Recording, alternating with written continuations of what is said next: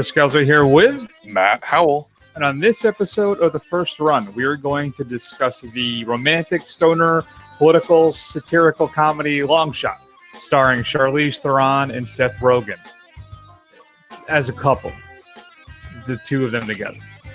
Then it's on to the Korean drama Burning, starring Yoo Ah-in, Steven Yeun, and Jon-seo Jun.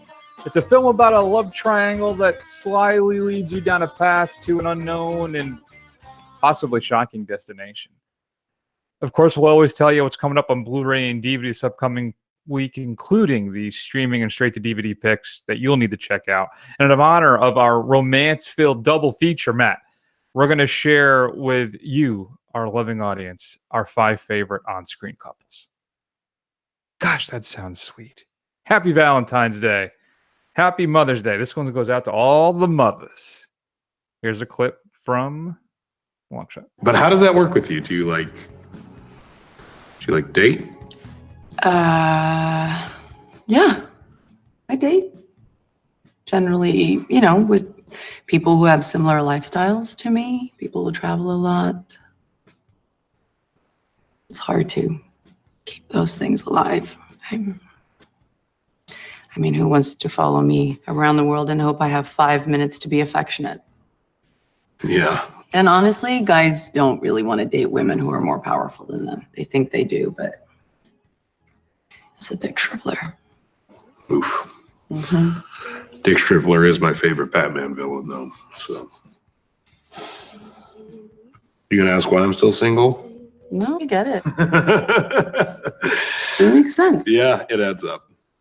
All right, Matt, so why don't you tell the fine folks at home what Long Shot is all about? And of course, as always, every episode is particularly mastered for a specific listening experience. This week, it is, of course, Mother's Day. You're having brunch, trying to figure out what to listen to so you can pop on this episode. So congratulations. So, Matt, what is Long Shot all about? So Charlize Theron plays Charlotte, a member of the cabinet of a kind of schlub of a president played by Bob Odenkirk, which isn't really germane, but I just like to point out Bob Odenkirk as much as possible. And she decides to make a run for the presidency.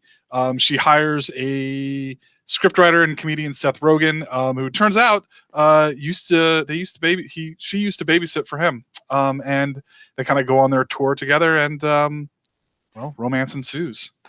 Opposites and odd couples attract. So, Matt, was the film was it a bit of a long shot? Oh, I get it. Thank you for pointing that out to me. I get it now. So, all right, I think we should be straight here and be honest with the audience when it comes to romantic comedies. I think this is fair to say. You and I don't really go for the typical romantic comedy fare, right? Your Kate Hudson, Anne Hathaways, your those just kind of generally bad romantic comedies we saw in the early aughts. Right. That's really not our bag. So Long Shot, it's got a pretty good cast. So I'm thinking, all right, this should be pretty good. So did the Long Shot pay off for you, Matt? You know what? It's better than your standard romantic comedy, which I really just can't stomach. It's one of my least favorite film genres that there are, right up there with musicals and torture porn films. But they and musical torture porn films. Yeah, both. That well, on the rare intersection, I actually do like those quite a bit when they come together like that. But yeah, so this is not like that type of thing. It has that kind of raunchy edge that Rogen is known for, and you know what? It's better, but it doesn't land. It doesn't stick the landing perfectly. There's as many misses as there are hits, I would say. I think Charlize Theron is fun. I think she's really good in it, but I don't know. It just didn't land for me. Okay, I will say that maybe not all the jokes land. I think most of them do. And I think this thing is at some point, it's absolutely hilarious. And I'm going to say this. I'm curious for your opinion, Matt. I bought it. I think the two of them actually have really good chemistry on screen. What did you think about that? Yeah, no, I agree, but I think that's more. I think it's definitely more to Charlize Theron than Seth Rogen. I don't know. You're saying she like deserves an Oscar? I don't know if she deserves an Oscar, but I think she elevates the material. I think she brings out the best and those she's acting with. So I think she elevates it.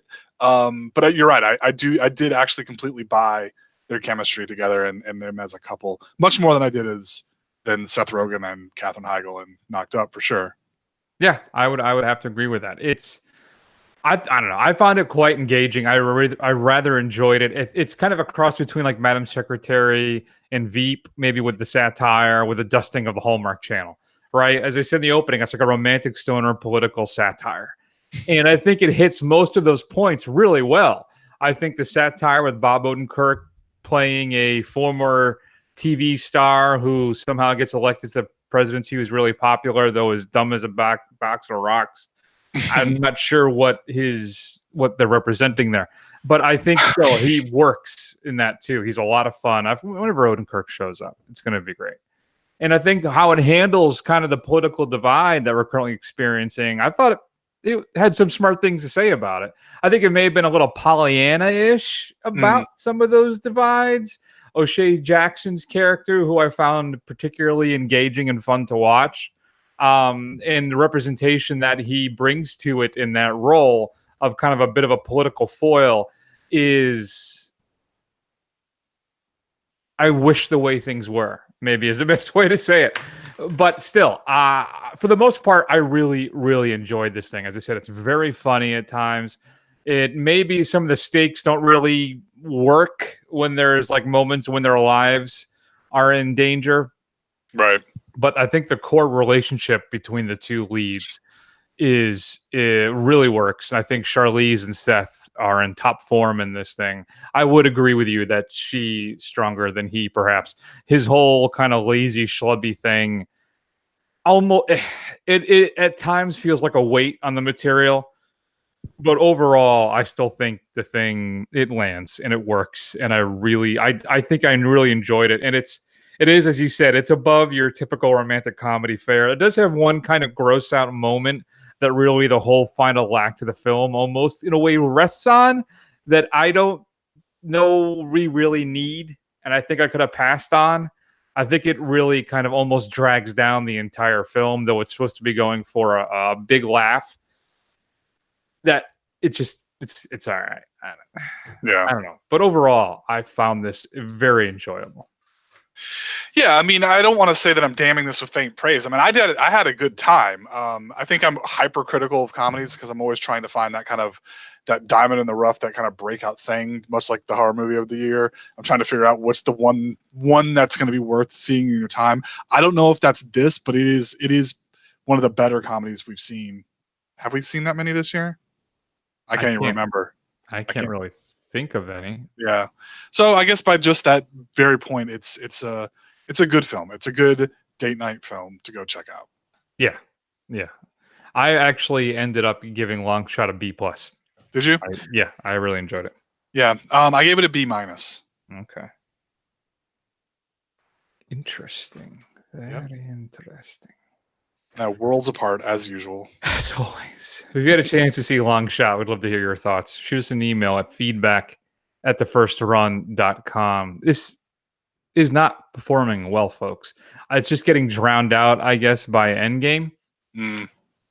But give it a chance. I like to see stuff like this, especially when you have a romantic comedy that's well executed like this thing is. It needs your support. So please check it out. And I want to point out too, Matt, I had one of the worst experiences at the theater watching this thing. Really? What happened? There was a gentleman right next to me who was, I would at least half in the bag, if not entirely. Mm-hmm. And he had the loudest laugh that was borderline annoying. It wasn't shrill, but it was really upsetting. And every time he would turn and look at me when there was a funny moment and laugh. Like he was challenging you? He was asserting his dominance? No, like we were buddies. Oh, okay, gotcha. Like when I sat down, he held up his drink and he said, "Cheers, man." And he tried to like clink glasses with my seltzer. It was really odd. And then I had a woman right next to me, probably early 20s, who was checking her phone every 10 minutes. Right. So, yeah, just not pleasant. So I'm like, oh, it's a Sorry. Monday night. I should be okay. But oh no. So this is what I do, Chris. I try and sit in the back, and especially since I get to reserve my seat, I sit nowhere near anybody. I have this weird thing about people sitting behind me for sure. That's not happening if I can help it. But yeah, I sit in the back. Then you don't have to deal with this shit. Yeah, no, I don't. I like to be right in the middle of the middle, right? To try and get the best surround experience and the picture. It's a whole thing. But every now and then, unfortunately, stuff like this happens. Maybe I need to revisit the entire policy. But you get to reserve your seat. You get to pick your seat, right? Yep. Just pick one. There's nobody around you. As close to middle center as you can. But I bought mine earlier, and somebody bought the seats around. Actually, my theater was pretty packed. Was it? Okay. Yeah, there may have been 10 empty seats. It was probably though only 100, maybe not even, maybe a 60-seater, maybe if that. Yeah, it wasn't that many, but it was pretty packed in there. All right, so, which is good for a Monday night. I guess I can't complain too much, but still, people check it out. It's not doing great. But no, that drives me crazy. Like I get an IMAX seat, and I'm going on a tangent here. And that theater's got like 500 seats in it, something crazy. And I'll have like open seats all around me, and some bitch will like buy a seat right next to me, or like one or one over. Yeah, I hate that. I hate it. I mean, there's so many empties. What are you doing? Feedback at thefirstrun.com. What the hell? All right. Got you all fired up now. I think it's just that I hate people. Yeah. Yeah, well, we knew this. Moving on. Coming up on Blu-ray and DVD this upcoming Tuesday. A film that sparked a bit of a controversy in the Twitterverse. And I'll explain why after you hear this clip.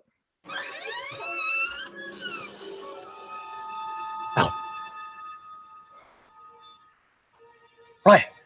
Dude, I am tripping right now. Yeah. No, seriously. I'm having that thing. You know, what's it called? When you feel like you've already lived through something before. Deja vu? Yes, that.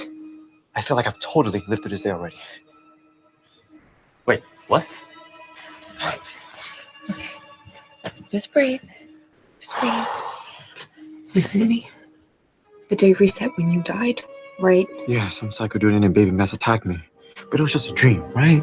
Toombs is dead. So's Lori. And who's the killer this time? Hello? Will someone please explain what the hell is going on? You're going to be stuck reliving this day until we figure out how to stop it. So that's a clip from Happy Death Day to You, the sequel to Happy Death Day, coming up on Blu-ray and DVD this upcoming Tuesday, May 14th. There was a big issue, Matt. I don't know if you saw any of this, where people are saying, well, it's not really a horror film. You can't call it a horror film. And I think even when we discussed it on the show, we said it's not really a traditional horror film. It's not. It's more of a science fiction, thriller, adventure type thing, right? It's like a thriller version of Back to the Future, but no, it's not. It's more parallel universes. Either way, it's a hoot, and I think we both enjoyed it, and I found it to be a worthy sequel to the original. So you should definitely check it out. It includes a gag reel, a deleted scene, and some other making-of featurettes. The U.S. version of In Order of Disappearance, Cold Pursuit, starring Liam Neeson, is being released.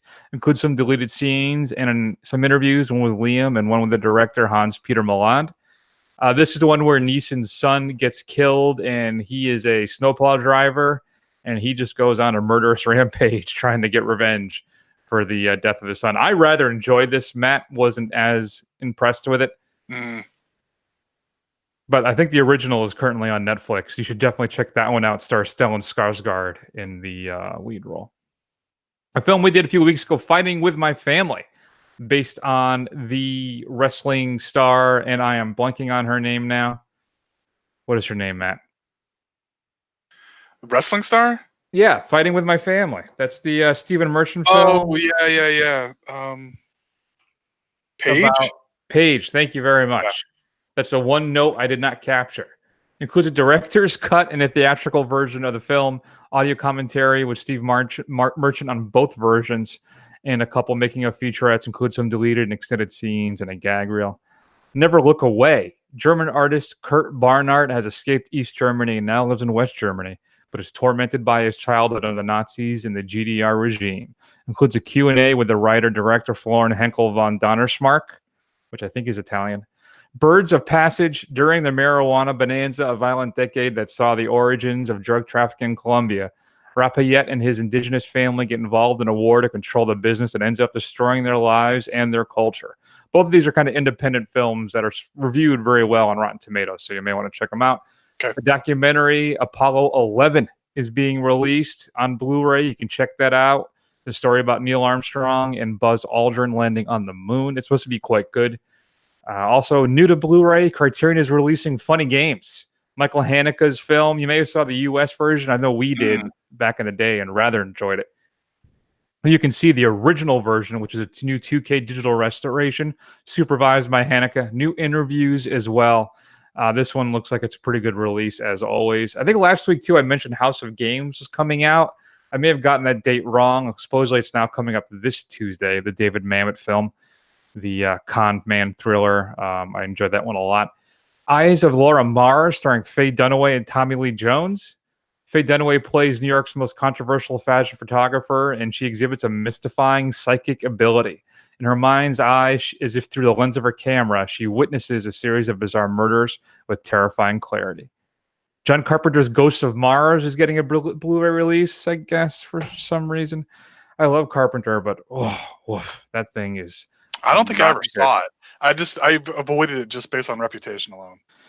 Yeah, not good. Link. This is the 80s film about the zoology student who has to outwit a murderous and super intelligent orangutan. I don't know if you remember there's a couple of these that are very reminiscent from, I remember from the video store going in and seeing the boxes. I remember Link, which is the big close-up of the monkey, and there's like a match. And the woman, exactly. The Chosen from Shout Factory is coming out, also known as Holocaust 2000. Stars Kirk Douglas. An executive in charge of a Middle Eastern nuclear power plant discovers his son is the Antichrist and sets out to stop him from using nuclear power to wipe out all mankind. Here's another one. The Bedroom Window Mat. This is the one where it's a couple behind blinds and they're peeking through the blinds, but there's a silhouette or another woman, like her head is sitting behind them. If you saw it, you'd know it instantly. When screams draw Sylvia to the bedroom window of her boyfriend's apartment, she's shocked to see a red-haired man attacking a woman. Unable to unlatch the window, she calls for her boyfriend, Terry Lambert. But by the time Terry joins her, the attacker has fled. And things just go crazy from there. Prisoner of Second Avenue. Mel, played by Jack Lemmon, is a New York-based advertising man who goes through hell when he loses his job. The gods seem to conspire against him as he tries to cope with his unemployed status. He is particularly depressed over the fact that he must now subsist on the income of his wife, played by Anne Bancroft. A classic film if you haven't seen Prisoner of Second Avenue. Arrow is releasing a Yakuza Law, which is supposed to be a hyper-violent anthology of torture spanning 3 distinct periods of Japanese history and bringing to the screen some of the most brutal methods of torment ever devised. Presented from director Teruo Ishii. He is known as the godfather, Matt, of J-sploitation. And I am not familiar with this thing, but it sounds like it's right up my alley. Arrow is also releasing The Big Clock, starring Ray Milland and Charles Lawton and Maureen O'Sullivan. A career-oriented magazine editor finds himself on the run, who discovers his boss is framing him for murder. There's a brand new special edition of Princess Mononoke being released. The limited edition comes housed in an elegant hard slip case. It includes a new 40-page book with stunning art and essays, and featured in a deluxe disc portfolios of Blu-ray of the film, paired with hours of special features and a soundtrack of the CD. The Big White. You ever heard of The Big White? Nope. From 2005, it's a black comedy centered on Paul Barnell, a down-on-his-luck Alaska travel agent who's on the brink of bankruptcy and whose beloved wife, Margaret, is on the brink of insanity. Listen to this cast. Robin Williams, Holly Hunter, Giovanni Ribisi, Woody Harrelson, Tim Blake Nelson, and W. Earl Brown are all in this thing, and I've never heard of it. Wow. It happens sometimes. That's a pretty big cast. Speaking of W. Earl Brown, are you going to try and revisit Deadwood? The movie comes out at the end of the month. Yeah, so I'm trying to go through them again. I never actually saw Deadwood all the way through. I don't know why. So it's something that's a hole in my TV watching. So that's something I need to catch up on. Yeah, I wanted to try and marathon it before the film, though I still have to see season 7 of Game of Thrones, let alone season 8. Film's getting released. Sorry, go ahead. It's been a divisive season. Oh, yeah. Yeah. Good times. Mm-hmm. Getting released on 4K for the first time, the 1998 version of Godzilla. So I guess check that out. And then Field of Dreams. Your straight to DVD pick of the week, Matt, is Triple Threat. This is a legit straight to DVD pick. This isn't some crappy low budget horror film or some weird thing. No. Triple Threat is a hit contract is taken out on a billionaire's daughter, intent on bringing down a major crime syndicate. A down-and-out team of mercenaries must take on a group of professional assassins and stop them before they kill their target. Stars Iko Uwais, Scott Adkins, Michael J. White, and Tony Jaa. So you got some martial arts there, genre star heavyweights. Matt, what should we be streaming this week? So this is going to be a little bit of an interesting pick. So available on Amazon Prime is a documentary called Dear Mr. Watterson. And this came to my attention just a couple days ago. But it's essentially a kind of rambling love letter to the Calvin and Hobbes comic strip, and trying to kind of what it means to people and what makes it so good and so enduring. What this is kind of famously known for is that it actually, they put this on Kickstarter and it made a lot of money. But I want to say that you need to watch this, and then you need to watch the 5th episode of the new season of Documentary Now right after it, and just so you can fully appreciate the two put together. It's based off of that, and it's actually it's an interesting watch. I definitely think everybody should check it out and let me know what you think. I haven't seen any of those documentary now. So there's a few seasons on Netflix, right? I got to check up with that. I really want to see that. I keep hearing it's absolutely hilarious. So yeah. All right. So now it's time to move on. We are going to discuss the Korean drama thriller thing, Burning. And listen, this was heralded as one of the best films of 2018, and we did not have a chance to see it. And that's a bold statement. Last year was a great year, so let's see if that actually holds up. Here's a clip. 저한텐 세상이 수수께끼 같아요.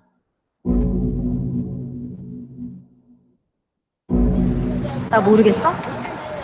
우리 어릴 때 같은 동네 살았잖아. 내 부탁 하나만 들어줄래? 벤이라고 합니다.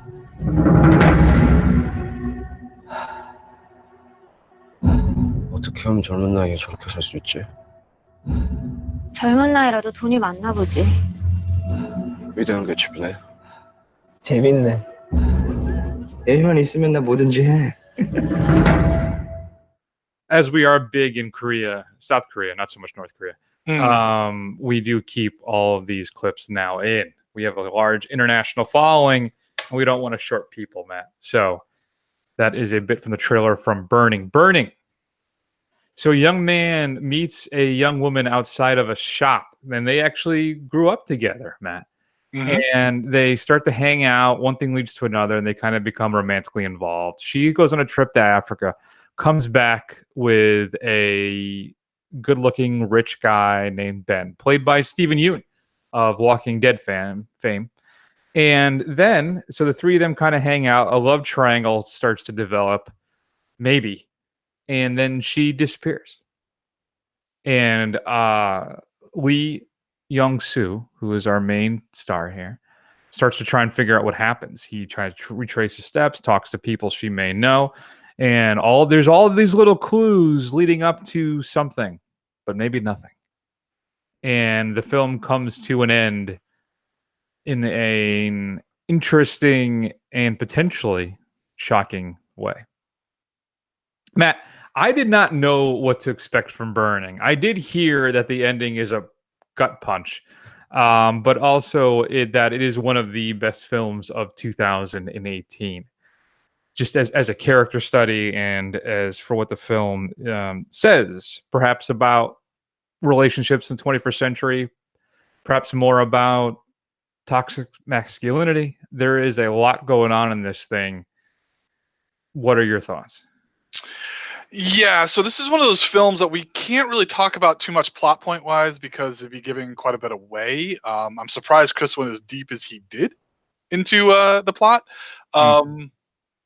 But I have to say, I mean, I think the hype's justified. This thing was fantastic. You know, the performances are great. You kind of get this, the way it's structured and the way it's shot. It's kind of just this sense of vertigo, or the sense of like, yes, you're on unstable ground. Like you're never quite sure where you are or exactly what's going on, and you really got to pay attention to the cues.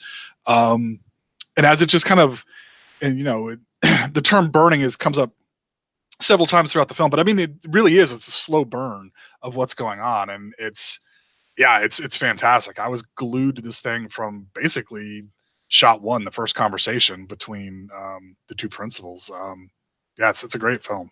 Yeah, it's an almost Hitchcockian mystery, but then it's not, right? Mm-hmm. The perspective that you thought you were watching this film through takes on an entirely different view as the film unravels. You know, it's the way that, where am I? Here we go. The way that the director Lee Chang-dong, he lays out all of these little clues. There's visuals, there's audio, there's all these little things that in a certain context can mean different things in certain way. I mean, it is masterfully done. And it is an absolutely gorgeous film as well. There are some beautiful shots in this thing, these long takes, and every gesture and every word can have 1,000 meanings or mean absolutely nothing.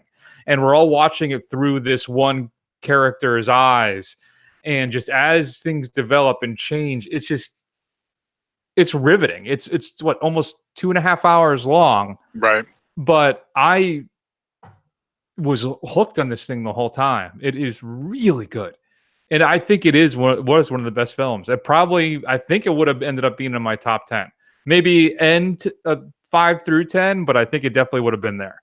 Yeah. I don't know what I'd knock out, but still, man, I mean, it's not only is it a visual feast, but like you say, you have to pay attention because there's little nods and little things throughout this thing that is just, I don't know. Go ahead. What do you got? Yeah, not much else. I mean, the thing is, like I said, it's fantastic. And I will say this, it doesn't happen very often, but I think this is like something I definitely kind of want to turn around and watch again in the near future, just to kind of see, after seeing the whole thing, how it changes the rest of the viewing experience and see if anything is different in that second time around, or if I come up with a different kind of feeling or landing for it. But I mean, that just goes to show you just how masterfully put together this thing is. And yeah, I was the first annoyed at Chris that I had to watch a 2.5 hour film in Korean because I would have to pay attention instead of just running it in the background. And you know, it doesn't happen very often, but I'm going to say I'm glad he picked this film. You're welcome. One time for the year. Finally happened. I got my one check for the year. Yep. No, it is quite a trip. It's currently available on Netflix. I would highly recommend you watch it. I mean, there's only so much we can say. I think I may have already spoiled too much of it. I don't know. But yeah, I'm actually surprised you went as deep as you did. Because there's so many things I feel like I could talk about this thing for a day or two. You know, it is so rich and rewarding on so many different levels. And like you said, I think if we watched it again, it would be worth it and be an entirely different viewing experience. So I don't know. I enjoyed this thing. I gave it an A, Matt. What did you got for Burning? I gave it an A as well. There you go. I like to see that. Consistency is the key. So if you've seen Burning, currently available, as I said, on Netflix, shoot us an email at feedback@thefirstrun.com. One of the better films, if not one of the best films of 2018. I've been trying to lock this one in since last year, since I heard about it. And I'm so happy it showed up on Netflix. Next up, we got to check off Shoplifters. I'm not sure if that's available. I know it can be rented online. That's another, though, Asian film that is supposed to be exceptional. and we'll have to catch up with that at some point. Moving on. Moving on. So now it's time for the lovers. Grab that person, clothe them tight. Hopefully you know them and it's not an assault. And let's talk about our 5 favorite film couples. Here's one that did not make the cut for me. God damn it, Don't you, God damn it, me. Don't you take the Lord's name in vain with me. You understand? I don't take that. You relax? No, you relax. You're the dead guy. You want me to help you? You better apologize. Because I don't take that from anybody. That's it. I'm leaving. I'm leaving. Nobody talks to me like that. You understand me? Now you better apologize. I'm sorry. I apologize. Okay? Now would you sit down? Please? He's apologized. I need you to tell Molly what I'm saying, but you have to tell her word for word, all right? Word for word. Yes. He wants me to tell you what he's saying word for word.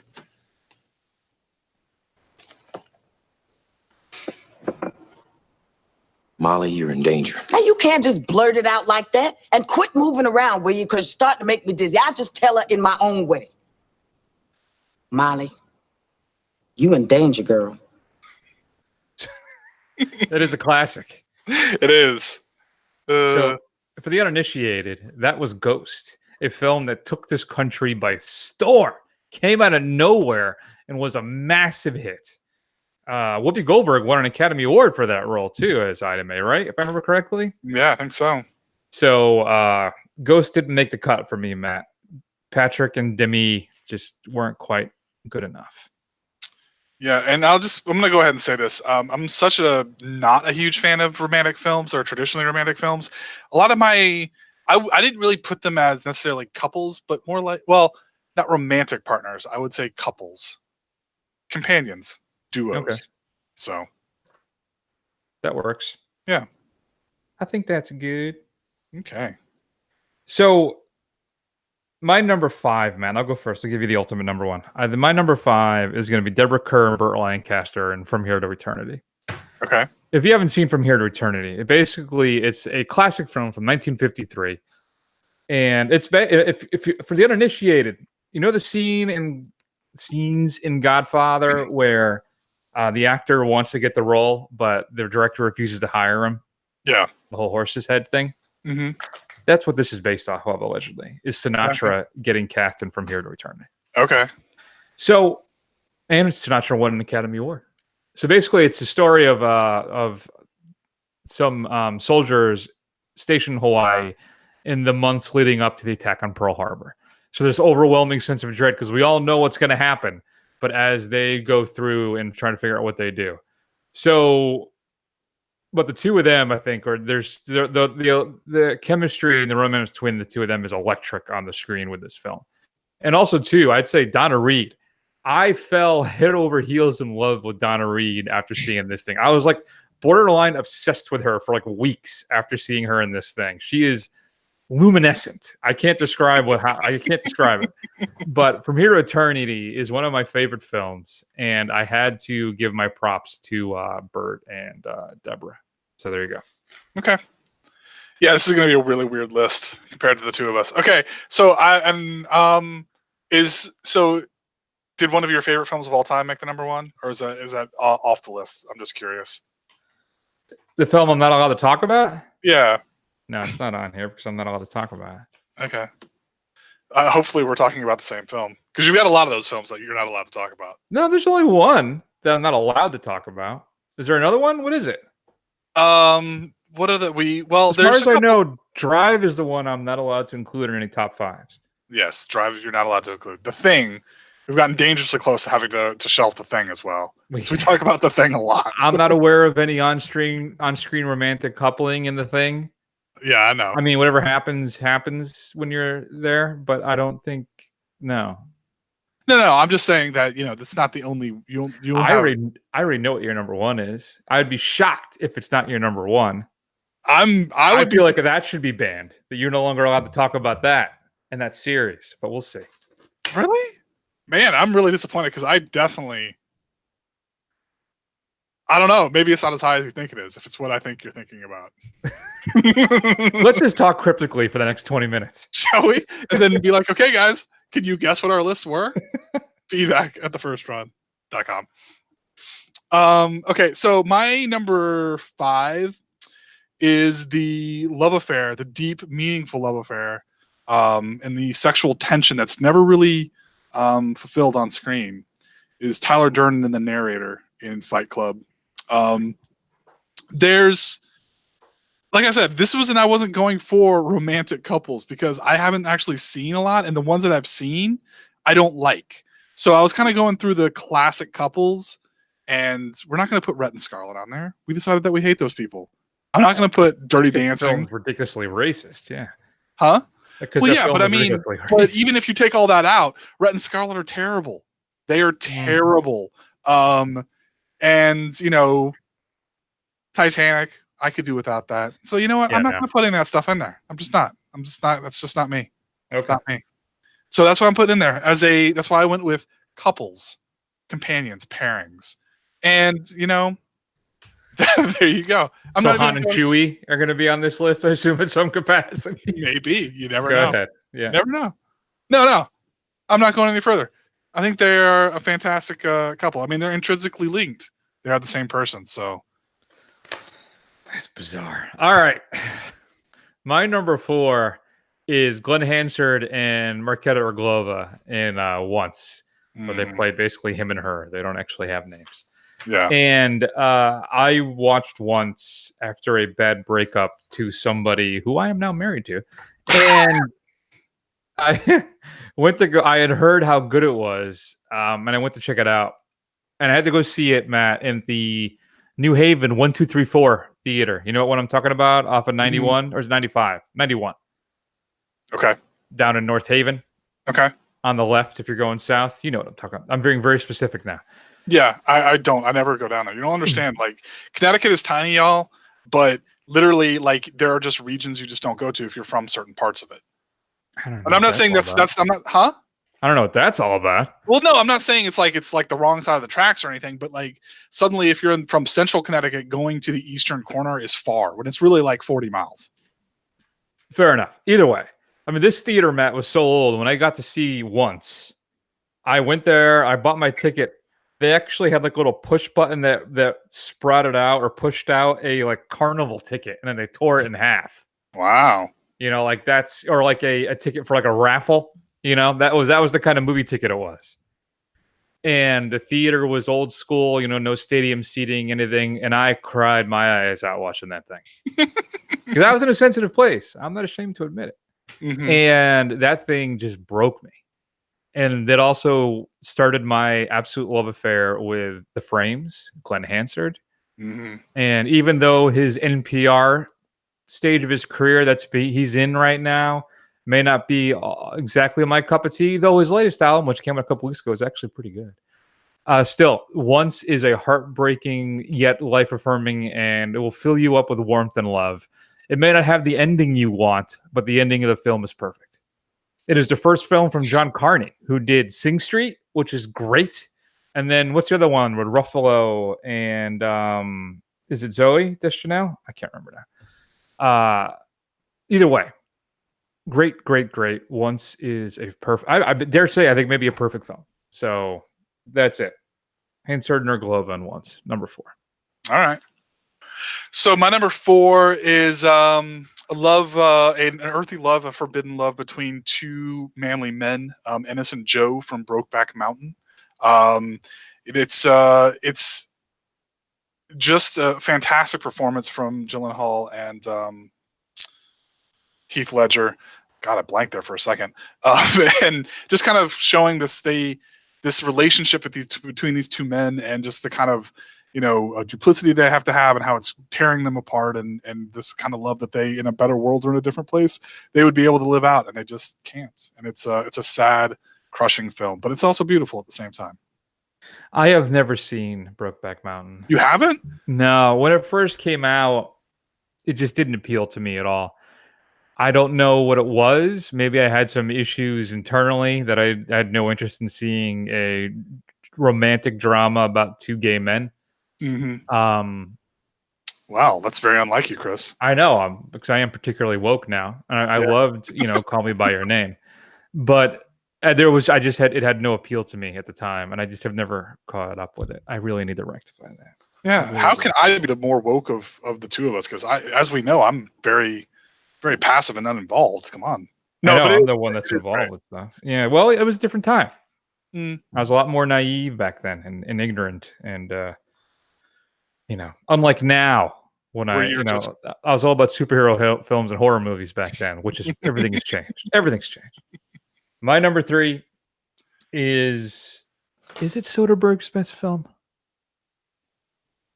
Matt, is Out of Sight Steven Soderbergh's best film? Honestly, it's been so long since I've seen Out of Sight, I can't say with any degree of confidence.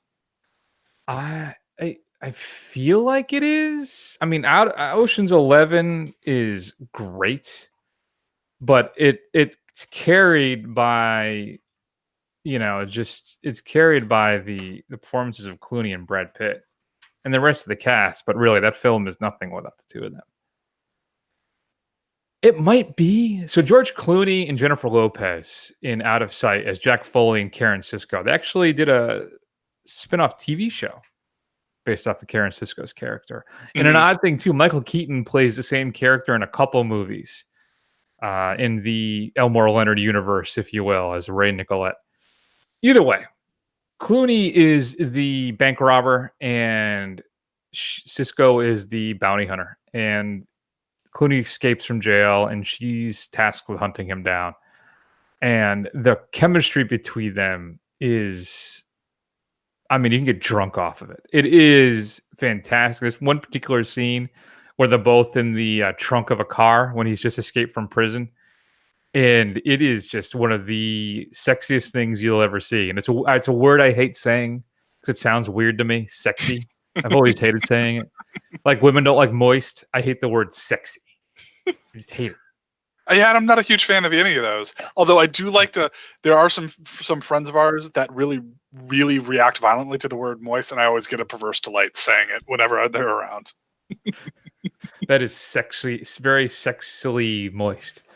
So, but yeah, Out of Sight is a lot of fun. Great dialogue. It's a modern noir, and it is Soderbergh at the height of his powers with an all-star cast. Listen to this: George Clooney, Jennifer Lopez, Ving Rhames, Don Cheadle, Steve Zahn, Albert Brooks, Dennis Farina, Luis Guzman, Isaiah Washington, Nancy Allen, Catherine Kinnear, Viola Davis, Michael Keaton, and Sam Jackson, and more. If you have not seen Out of Sight, don't rent it. Buy it today. You will thank me. Go ahead, Matt. Okay. So my number 3 is Theodore and Samantha from Her. This is where... That's interesting. Where basically a man falls in love with his AI phone. And it's really... It's a near future thing, and it's got kind of this whole sci-fi background about the singularity and kind of machines becoming self-aware and our reliance on them. But it's at the same time, it kind of really illustrates the kind of separation between all of us and how we're just so desperate for contact that you find humanity in something that's really just ones and zeros. And it's a little on the nose of what it has to say about our society, but it's not that far from the truth. Just like this show, ones and zeros. You're listening right now. All you're listening to is a series of ones and zeros right now. Mm-hmm. That's interesting. Man, that's a good pick. I didn't even think about that. That's going to go in my honorable mentions. I like that one. I like that one. That's a good one. My number 2 is going to be Bogey and Bacall, To Have and Have Not. That's this famous scene where she says, "You know how to whistle, don't you?" The two of them, you want to talk about electric on-screen chemistry. And they were a couple in real life, but that was the first film they did together. And they are magnetic together. And I love me some noir. Give me some Bogart and some Bacall. I mean, there was the Key Largo, they made a movie and there's a song about the movie. It is just a titanic partnership, the two of them. And one of my all-time favorite on-screen couples, so I had to give them their due. So Bogart and Bacall. All right. This is kind of a non sequitur, but watching Kate McKinnon try and do that scene on Saturday Night Live was hilarious. Yeah, it was pretty good. It was. All right. So my number 2, this is what I'm assuming Chris is talking about, is obviously Princess Leia and Han Solo. That was my guess. That was your guess. Okay. So yeah, I mean, obviously it's an iconic romantic pair. It's not the most deep or realistic thing, but it is something that's kind of like, well, I mean, it is what it is. I mean, it's got one of the best lines in the world, the I love you, I know, which is pimp, as Kevin Smith put it. He's put it as it's PIMP. He said it's like a pimp. He says, I know. But yeah, I mean, it's kind of like one of the earliest things that you kind of grew up on, and it kind of just holds a special place just because it was kind of one of the first things that seemed to be acceptable as a young, masculine 7-year-old navigating his way through the girly stuff. There you go. I would always go more Luke and Leia, but then that gets really unfortunate and weird. It does. And I have a correction. Karen Sisko in Out of Sight was not a bounty hunter. She was a U.S. Marshal. Mm-hmm. Please accept my apologies. Han and Leia are my number 1. Are they? And they weren't going to be my number 1 until the new trilogy. When you add in the tragedy of their child, maybe children, I guess we'll find out. But still, what happens to Ben Solo, that tragedy, that how the two of them split and have to deal with the end result, and what happens to Han at the hands of his son. That level of then it makes the legendary Hollywood storybook romance and adds such a depth to it of sadness that makes it all the more real for me. So I ended up, and then you add in the nostalgia and the childhood. So I ended up going with Han and Leia as my favorite on-screen couple. All right. So there you go. Wow. I like the added subtext you put in there, Chris. Good for you. Welcome. You're like a real critic these days. It only took like 10 years to get here, right? We got there. Yeah, we got there. All right. So my number 1, maybe a bit of a controversial pick because it's very recent, but it's me and Sebastian from La La Land. What I really love about it, it really hits me just because the relationship seems so real. It's kind of it starts off where it's this kind of, you're so deeply in love with this person and they can do no wrong. And then you kind of slowly drift apart because you have different priorities. And I think what really nails it for me is that scene at the end where they've both gotten what they want and they come back and they see each other in the club. And there's that whole scene of how things could have been if they had stayed together. And that really is what sells it for me. And it's bittersweet in the most truest sense of the word. And I love it. That gets me every single time I watch it. So I had to put it as number 1. No, that is a really good one. I swear I went back and forth with them and another big one too. I really think maybe I could even pull out From Here to Eternity and stick in Tish and Fonnie from If Beale Street Could Talk. I mean, a romance that survives every hellish thing that gets thrown at it. A heartbreaking film that is a work of art. It is beautiful. That's Barry Jenkins, If Beale Street Could Talk. But yeah, me and Sebastian too is right up there. That I'm number maybe 7. I don't know. Yeah, there's a lot of great stuff out there. Another good one, Manchester by the Sea with Michelle Williams and Casey Affleck. I mean, that is heartbreaking when the two of them interact on that street. My God. And she's not in it that much, but Michelle Williams is just a powerhouse in that film. I do have Call Me By Your Name as an honorable mention. Blue is the Warmest Color is on there. Sabrina. Though Sabrina I go back and forth on because it's just patently ridiculous. That's Audrey Hepburn, William Holden, and Humphrey Bogart. Okay. When Harry Met Sally. You heard Ghost earlier. Sleepless in Seattle. And another rough one, too, again starring Ryan Gosling, Blue Valentine, with, again, Michelle Williams. Another one that is just the ups and downs of a relationship. You want to talk about a depressing film, too. That's another one, but still really, really good. With not ambient, but instrumental versions of some really great Grizzly Bear songs, too. So there you go. Blue Valentine was also on my honorable mentions. Yeah, that thing is just... it's a tough watch, man, because you just kind of like see how it all started and how it's all falling apart, and it's just brutal, especially at the end there. But it's very real. I put Jesse and Celine from the Midnight series, just kind of this progression of their relationship over three films, and just kind of how they start as young and they progress and mature, but they're never really quite together. But they keep kind of running into each other. It's a fantastic set of films. I've never seen those either. Former co-host of the show, Chris Esposito, that is like his favorite group of films. He loves those. They are good. You really need to check them out. That's a glaring hole in your over there. Joel and Clementine from Eternal Sunshine of the Spotless Mind. Again, the thing about seeing where things started and how things end up, and I do love that film just for the fact of everybody, especially after a breakup, wants to destroy the bad things and the bad memories, but then you end up losing all of the kind of the good stuff too, and that's something that they want to hold on to, but you can't have both. Want to take a guess? Want to take a guess? What? I haven't seen that one either. You haven't? You've never seen Eternal Sunshine either? When it came out, and for years after, it was in a period where I could not stand Jim Carrey. Oh, really? I could not stand the man. Yeah. So I never saw. I think after Ace Ventura, I was like, nope, I'm done. So he hasn't I really. I saw Liar Liar, but I think that was about it. Yeah, I mean, this is miles different than anything that he's put out as far as that stuff goes. Oh, I know. And he's a terrible human being. It's his whole anti-vaxxer stance and just kind of what he's an anti-vaxxer. Oh yeah, big time. He's a huge anti-vaxxer. Him and Jenny McCarthy were married, and that's why.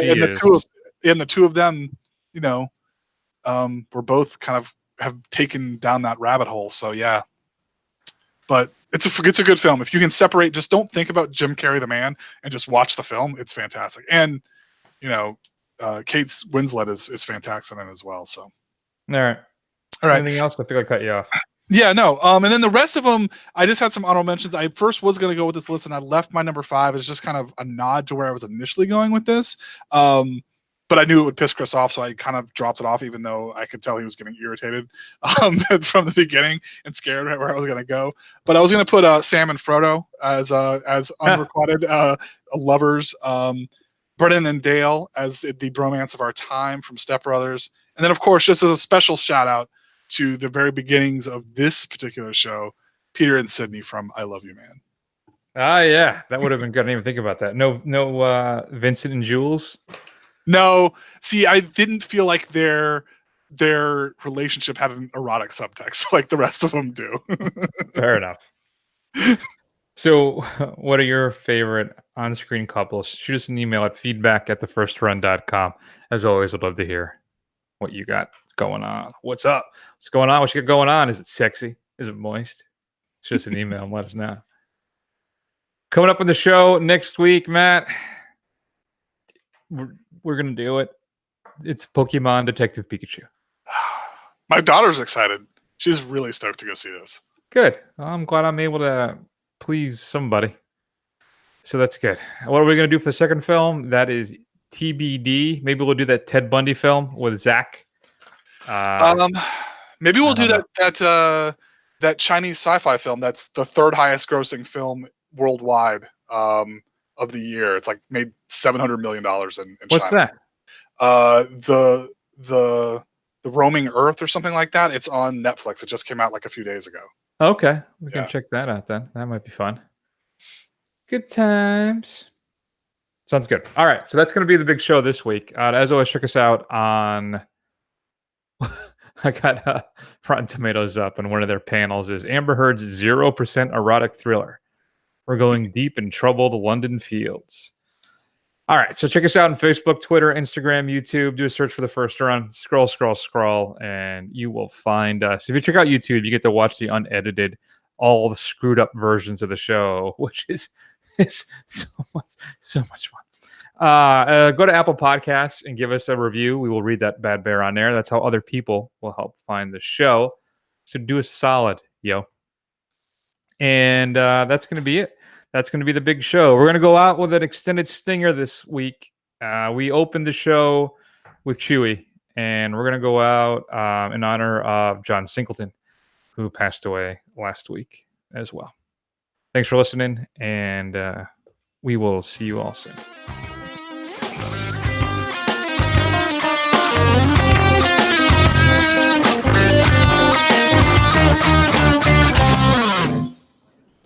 It's called gentrification.